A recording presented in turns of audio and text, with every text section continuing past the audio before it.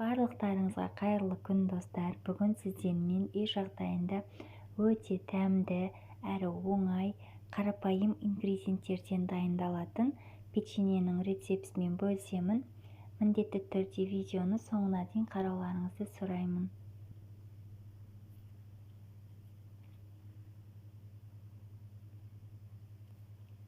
Ең алдымен ыдысымызға ұнымызды салып, үстіне шекерімізді саламыз.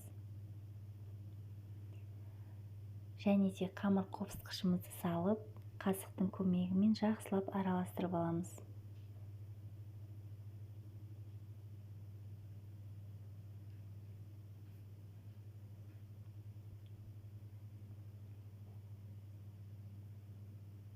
Енді үстіне маргаринімізді салып, қолымызбен маргаринді жақсылап араластыратын боламыз.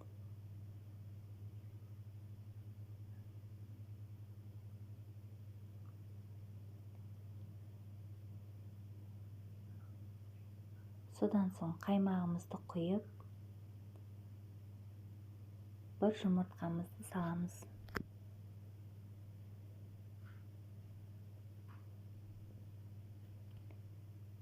Қолымызбен қамырымызды біріктіріп, жұмсақ қамыр илейміз.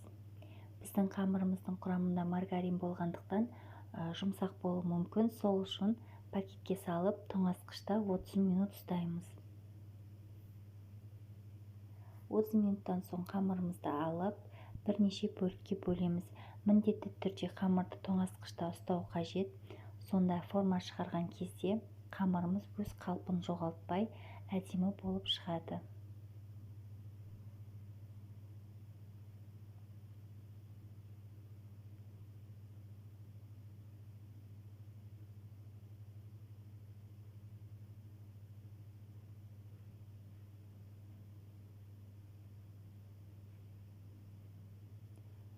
Азғана ұн сеуіп, осылай оқтаудың көмегімен жаямыз.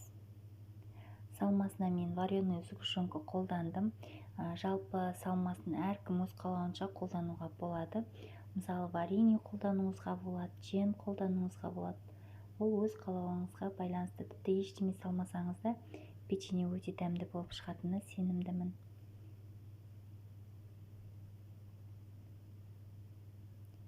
Бір жанын ғана кесіп, ортасына салмамызды салып, осылай айландырып отырып формасын шығарамыз.